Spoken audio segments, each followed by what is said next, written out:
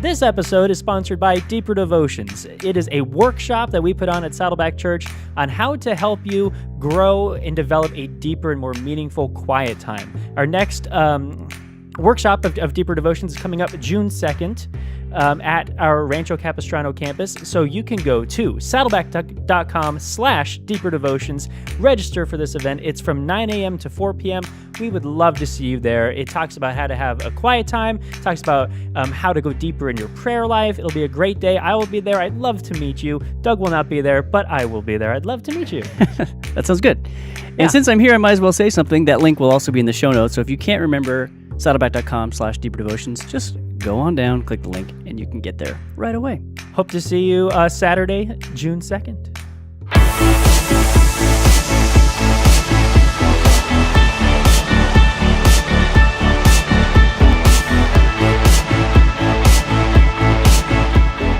Hello. Welcome to Doable Discipleship. This is a Saddleback Church podcast and YouTube show designed to help you deepen your friendship with God. Or, as we like to call it, it's the show that helps you grow. We do like to say that, and we think that you like it too. You've not told us. I like to think that you do. We believe you do. You know, over the next few weeks, we are going to have a series of discussions inspired by Pastor Tom Holliday's book, The Relationship Principles of Jesus. So, because we're going to be talking about that for the next few weeks, I want to encourage you all to pick up a copy of this book and read through it with us. Now, it was written as a 40-day devotional style reading, and it teaches 6 key principles of relationships that Jesus both taught and modeled in his own life. So we're going to spend the next few weeks talking about these principles, and we'd encourage you to walk through the book with us. We expect you to be watching and listening to every single episode because we know y'all got relationships and we know they're not perfect. Oh, I thought you meant of the whole show. Like, we expect that you've watched every episode of the whole show. Well, yes, extra credit for that, for sure. But I think this is one of those series that's going to be good for each and every one of us. I know it is for me. Just starting to work through this content has been making me look at my relationships and think, dang, I got a long way to go on some of these. I've really got to step up my game.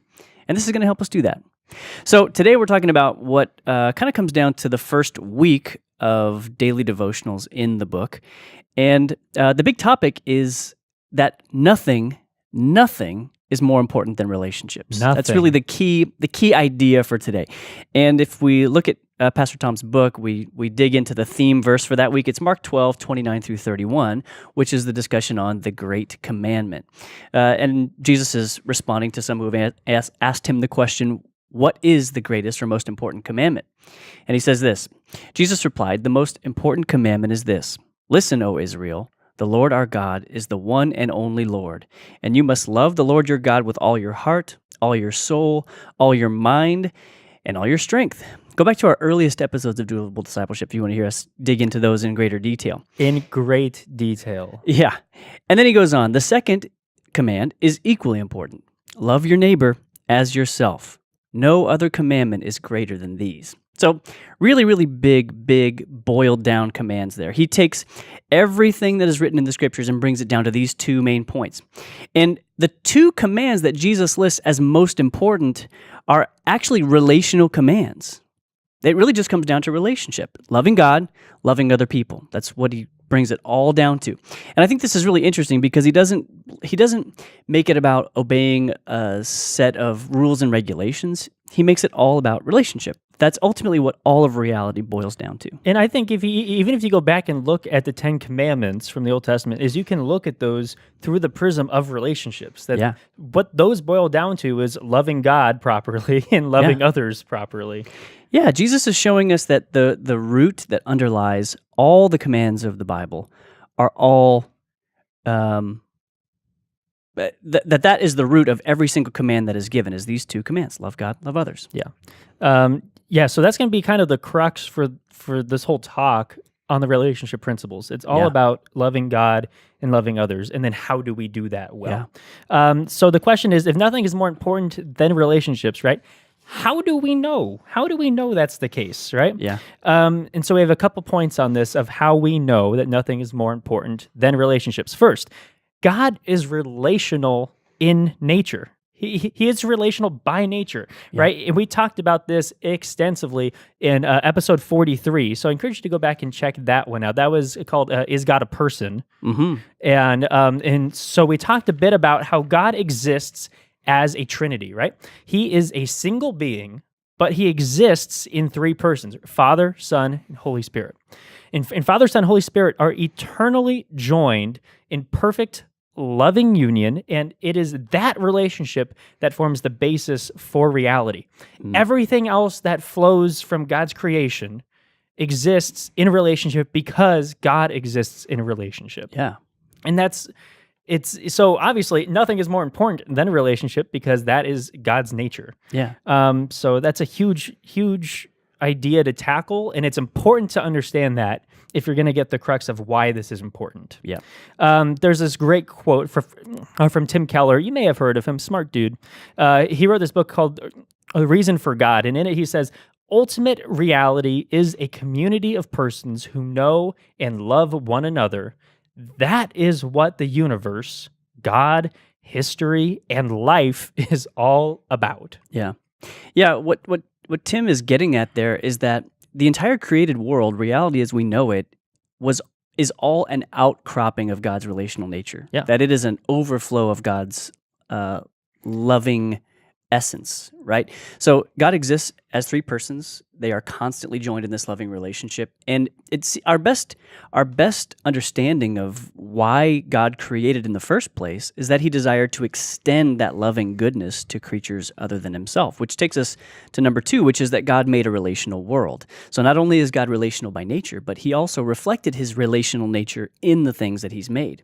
So God made a world, a realm, a reality, and he made a place for us to not only exist as distinct from him, so God created beings who are other than him, who we and other creatures like angels and that sort of thing have independent wills and minds. We're able to think for ourselves and make our own decisions and that kind of thing.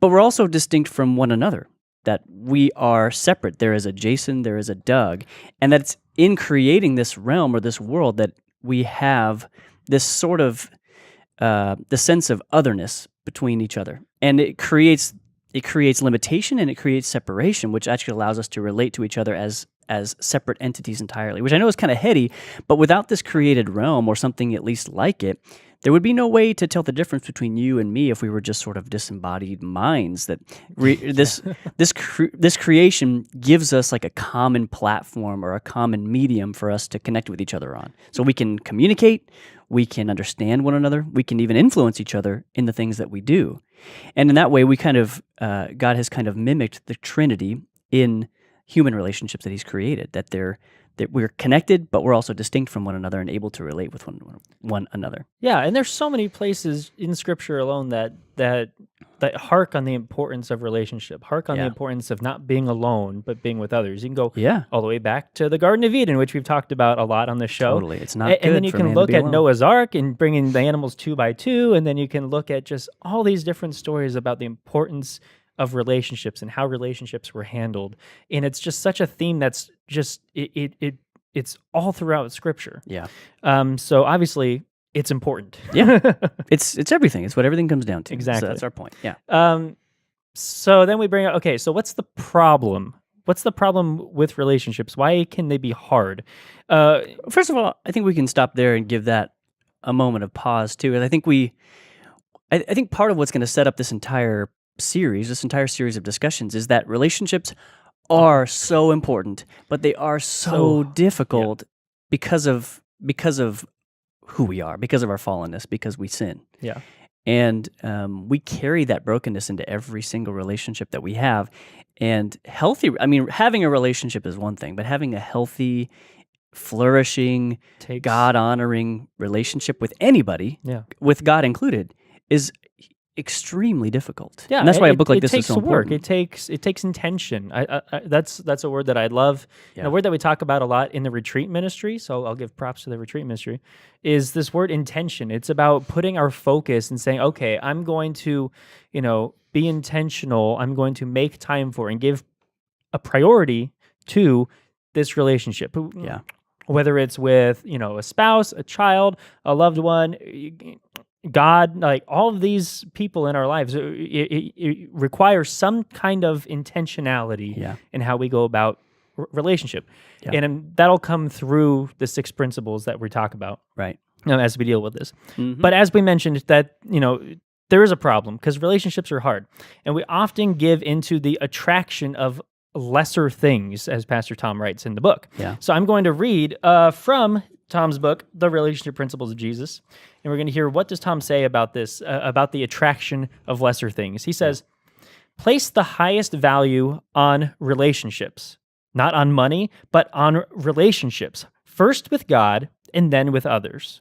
Not on time, but on relationships, first with God and then with others.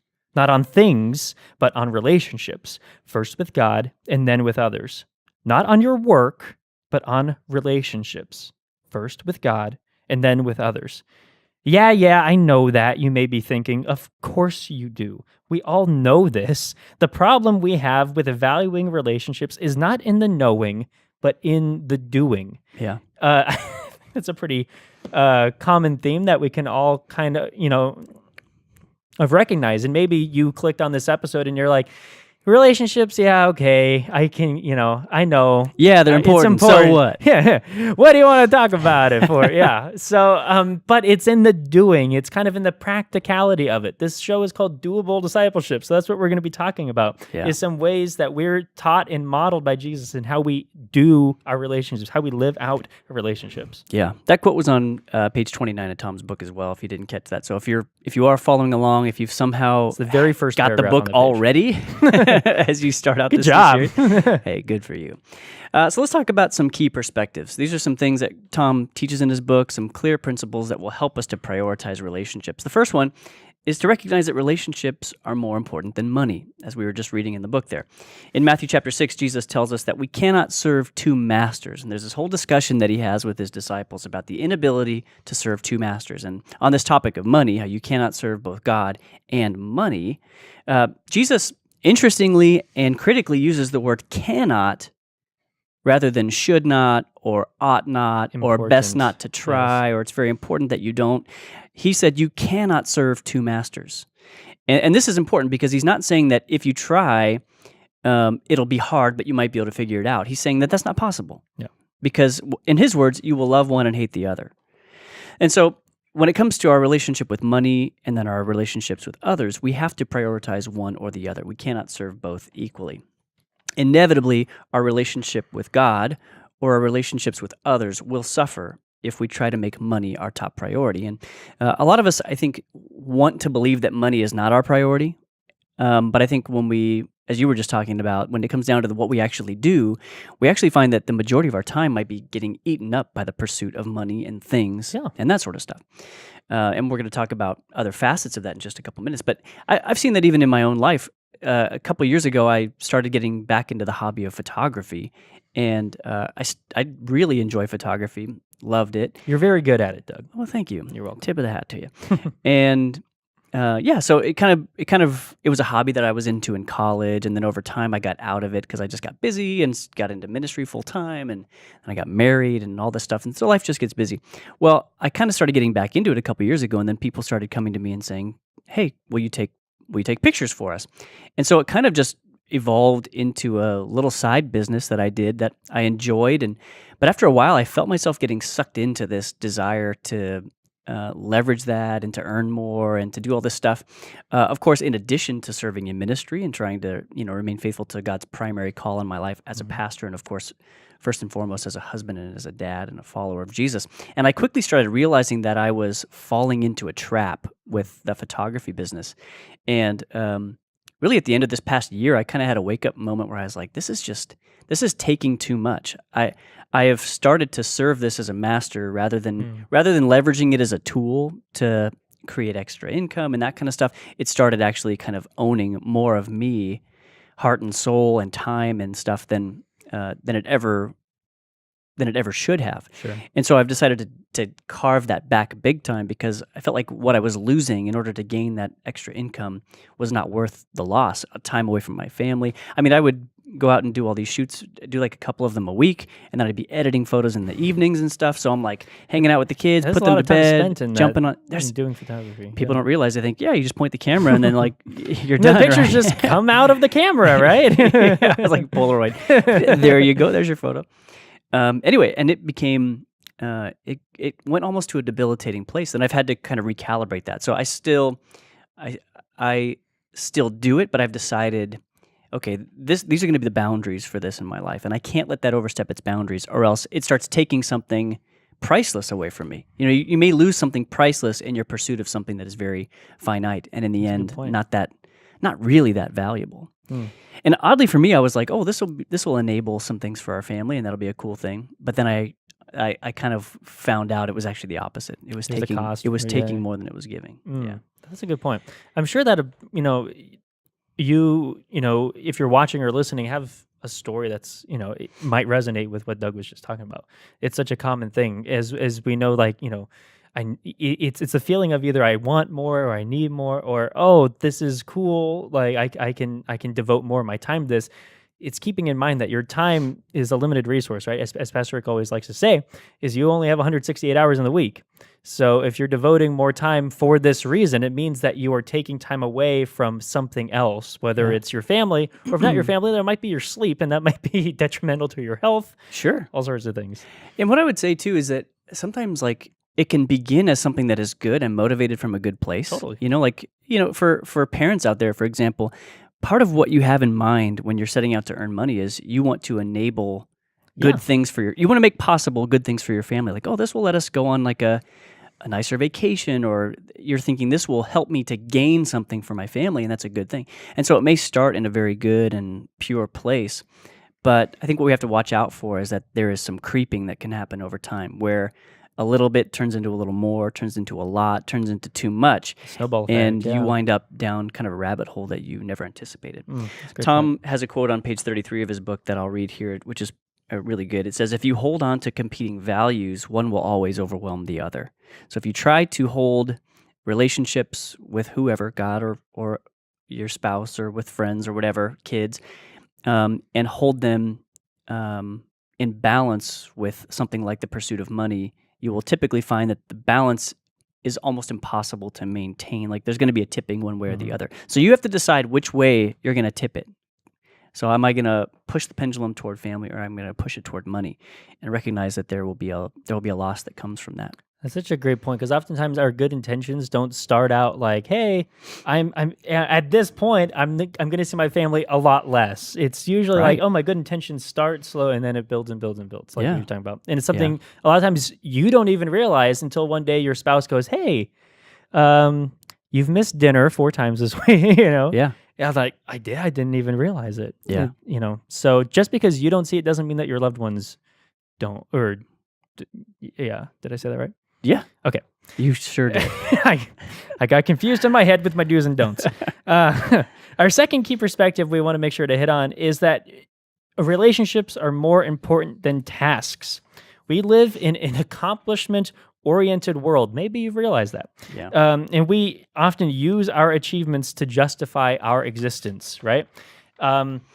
And it's kind of just a part of culture, like it's my resume is who I am. And you can look at all these things I did. You can look at these awards I've won or whatever. And that's see, I'm important in this world. Yeah. I exist for a reason. And that can be a big part of just who we become and who we think of ourselves. Yeah, we want to leave a legacy. Exactly. We use these words that sound very high sounding, but can also have some serious problems for us. Yeah. But one of the great things that Jesus can do for us is to free us from this endless cycle. We'll call this the curse, so that we can focus on truly important things like our relationships with God and others, right? Yeah. It truly is a curse to feel like we need to constantly achieve and accomplish and achieve and accomplish and prove ourselves to others and prove ourselves to others. Yeah. But what Jesus is saying is, hey, I've given you the great commandment, which is love God and love others. I don't remember ever saying, achieve level 55 on the new game that you just bought or whatever. So it's keeping that perspective of what truly is important. And Jesus lays that out pretty clearly.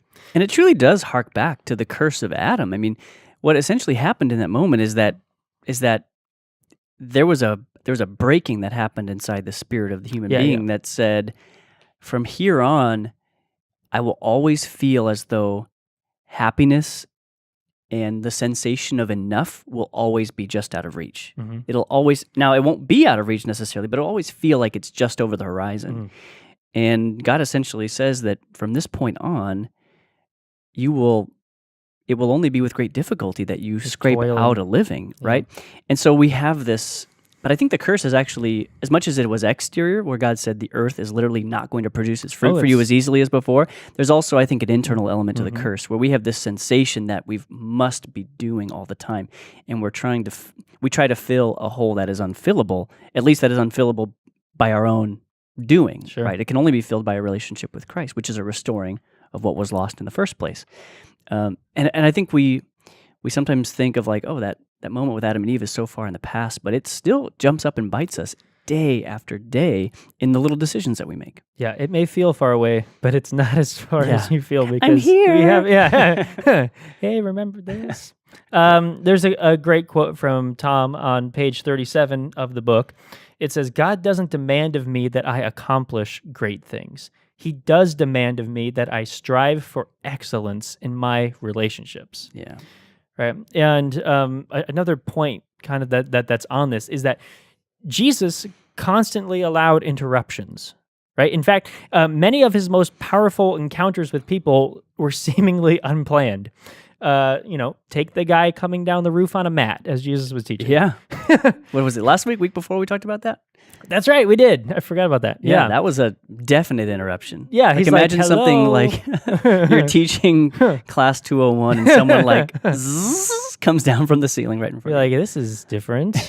But in that we get the powerful story of Jesus healing him of his sins and then of his body. The woman who tugs on his cloak as he's walking through the crowd. These are all seemingly unplanned and very just sort of seemingly random. Yeah. But no, there's a purpose in that, and those interruptions are really what a lot of relationships consist of. Yeah. In the end. Yeah. And the truth here is that we cannot be like Jesus until we learn to give people priority over tasks. Yeah. Right? It's just looking at where is our priority? Is it in other people, or is it in the task, the feeling of I gotta accomplish this, I gotta achieve this? Yeah. Yeah. If achievement is something that you feel like you need to do, it may point to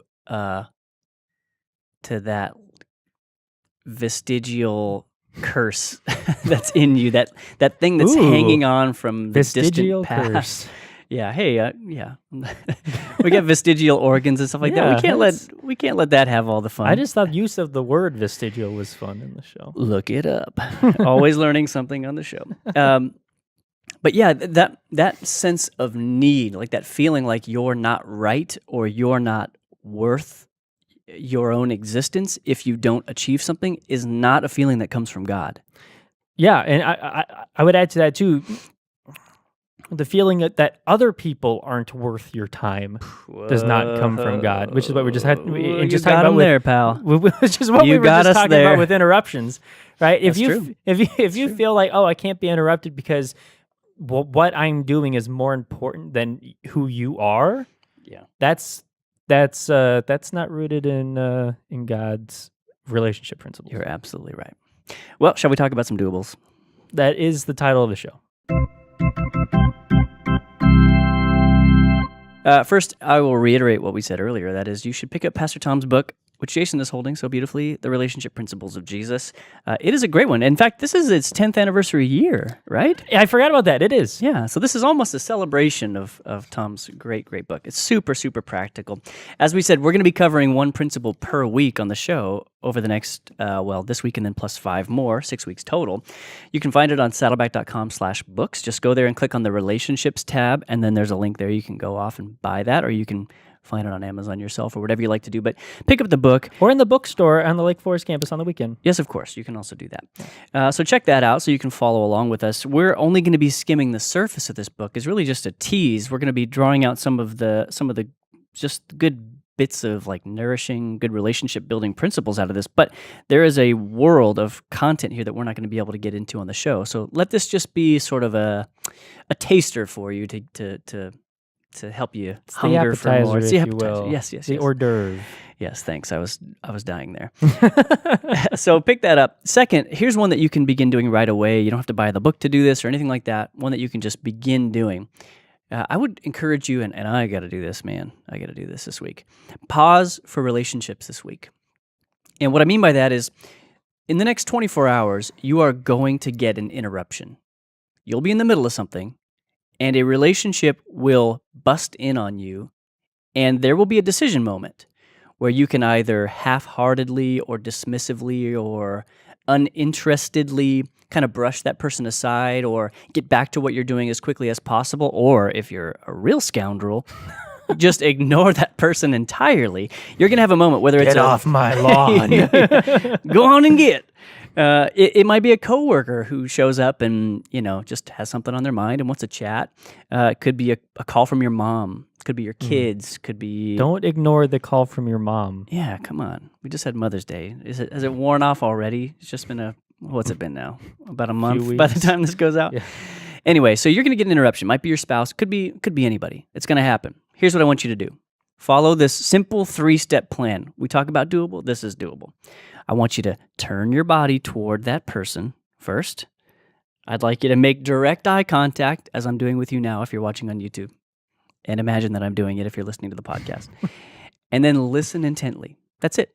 Turn your body, make eye contact, listen intently. Just don't rush it. Just have the conversation. That's a tiny, tiny, tiny little way to prioritize the person over the task. And very often the tasks are related to making money. So you might actually be killing 2 birds with 1 stone by doing that. You might be subduing the hunger for money and subduing the desire to get the tasks done in favor of the relationship all at once. It's really all it takes to give relationships a little bit higher priority in your life. So a super easy thing that you can probably do before this day is over, I would bet. So be sure you do that. Do you have anything you want to add on that? Let's not drown them with doables like we've been doing lately. I know. Like, here's 10 things. I love that we gave a 3-point, just like, do these 3 things. How easy is that? Turn your body, make eye contact, listen intently. That's all. Good.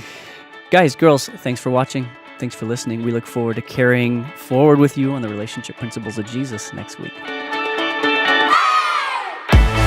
If you're a podcast listener and you enjoyed this episode, consider giving us a rating or a review on iTunes.